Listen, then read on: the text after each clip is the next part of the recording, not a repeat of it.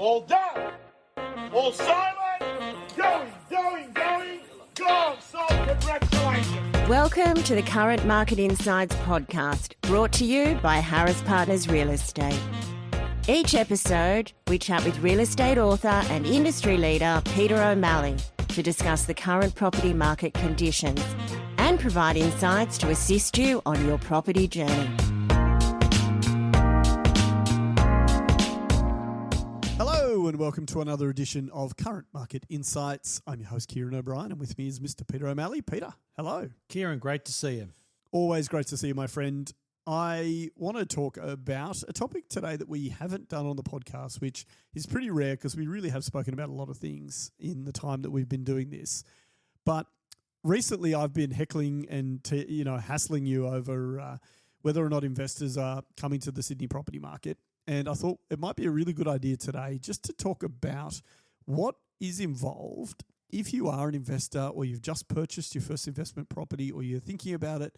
What is involved in selecting the right person to manage that property for you? We've done something similar in sales, but I suspect that it's just as important to make sure you get the right person for your investment as well. Well, look, what I'd say first and foremost, Ciaran, is when you're employing a salesperson to list and sell your home, in 80% of cases, the person who's presenting for the listing is the person that will manage the sales campaign. Yep.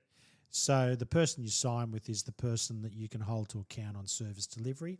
And in fairness, it's not a very long relationship relative to what a property manager is all about. Yeah. What's really common in the real estate industry is what they call a BDM, a business development manager, whose goal it is to go around and sign up new rental leads. Now, that person makes a lot of promises, but is not necessarily around, is actually highly unlikely to be around to deliver on those, because the business development manager is completely different to the property manager. Yep. Now, a business development manager is as close to a real estate salesperson that you're likely to see in the management side of the industry, where a property manager is not necessarily the big personality of a salesperson. They've got more of a conscientious, detailed, diligent personality. But when you meet them, relative to putting them up against a salesperson, they could seem underwhelming. Yeah. But their service delivery is excellent and consistent over a long period of time. So I think investors get this one wrong, is what I'm saying in a roundabout way, is a lot of investors go with the big personality that presents for their rental listing, but that person quickly moves on with a commission check in the pocket, hunting the next rental listing opportunity, and then the client is passed on to a property manager whom they may or may not be in sync with. They may or may not be happy being under their guidance, but they're now stuck with them, at least for the period of the termination of the agency agreement, if they become desperately unhappy and want to move. So point number one in selecting the right property manager is establish who the property manager is, and you're not selling your house, so you're not actually hunting a salesperson. Yeah. You're hunting a property manager. Yeah, you're looking for someone who's methodical. And I'll get you to talk about the key skills involved in a good property manager. You've known plenty over the years. But the first question is, if I invest in property and I go to an agency and decide that I want to get a property manager for it, how much control do I actually have as the client over who is going to manage my property within that agency, business group, team, whatever it may be? Can I interview them and decide on a person I really like? Well, the most power you'll ever have dealing with a real estate agent and a real estate agency is before you sign. Yeah. So the time to ask all the hard questions and satisfy oneself as to what you're going into as such is before you sign. Yeah. Yeah. Okay. So practically though, within your agency, do you give your clients the ability to choose their property manager from within your team of managers? Or do you sort of work on a premise of we have great people all over the business, therefore when you come on board you get the team? There's personalities, and you do try to match personalities with the property manager. So I wouldn't even attempt to say that every property manager's got the same personality. I'm just saying that some of the characteristics that make a good property manager are at odds with what a good salesperson is. Yeah. And that's what a investor should be looking for is what are the good characteristics in a property manager, and I want to go with that person. So you're not necessarily looking for a best friend, but you are looking for professionalism, your punctuality, someone who's across their brief, and you can have a good working relationship with them. So you're looking for those key skills, someone who's an advocate for your property, your kind of investment with the firm. You're looking for someone who's efficient. As we've talked about in the sales space before, what are some metrics or measurables that a potential client could use to say that this particular property manager is a good investment for them? Look, I'll tell you what drives landlords mad with their property manager more than anything after a salesperson who makes all these promises and then moves on and doesn't have to deliver on them. Their next stress point from there, Ciaran, is what we call a tenant's champion. Right. And that is a property manager who's being paid by the landlord, but is constantly telling the landlord what the tenant's rights are and, taking the tenant's side in any 50-50 equation.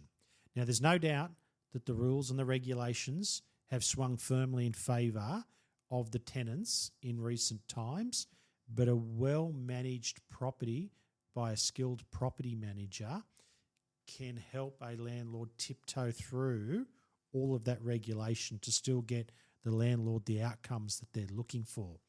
But the agent needs to be effective in communicating and working with their landlord.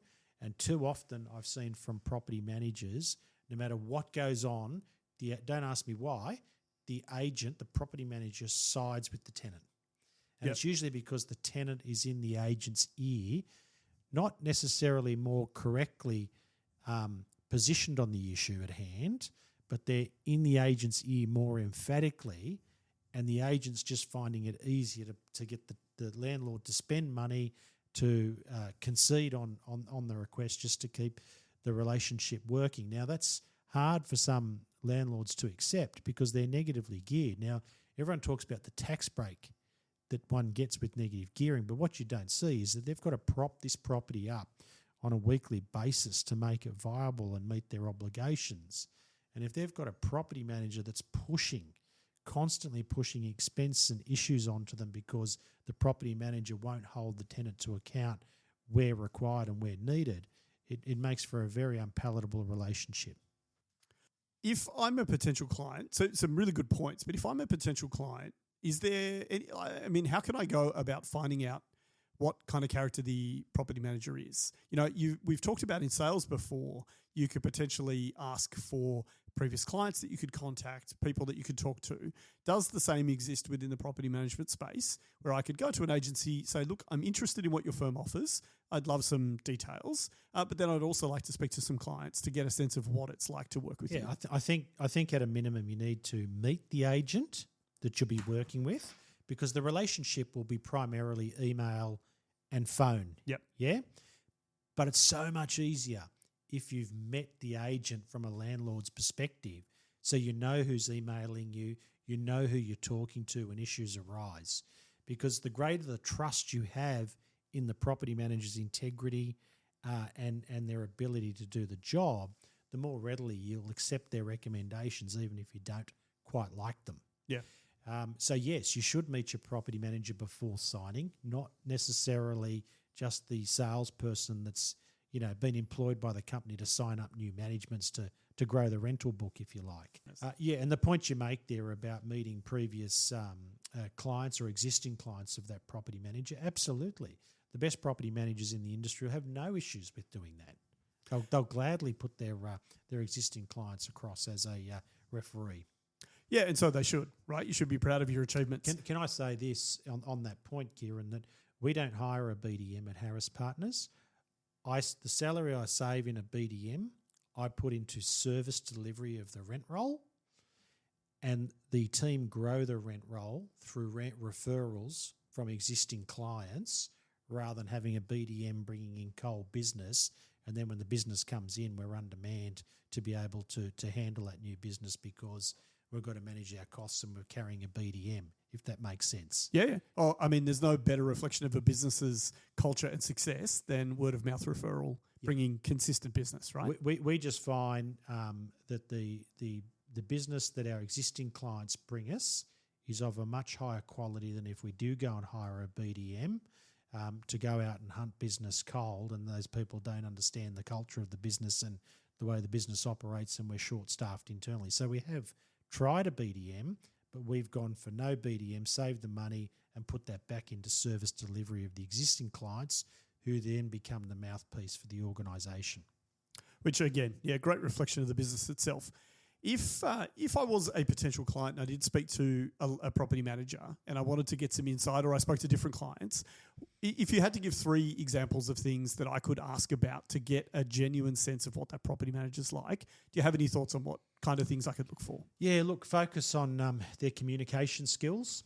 How are they going with their rental arrears? Do they let arrears run up? I think you need some sense there of their processes for making sure that the rent is paid on time as it should be, and ask to see what their condition reports or their reporting facilities are for your property, whilst it's listed with them and under their control.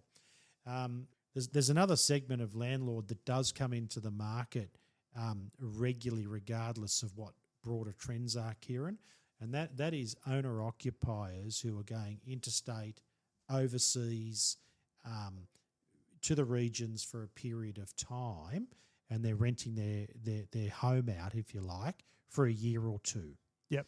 Now, it's really, really important. They're not a classic investor. Who will be on the rent roll for years to come.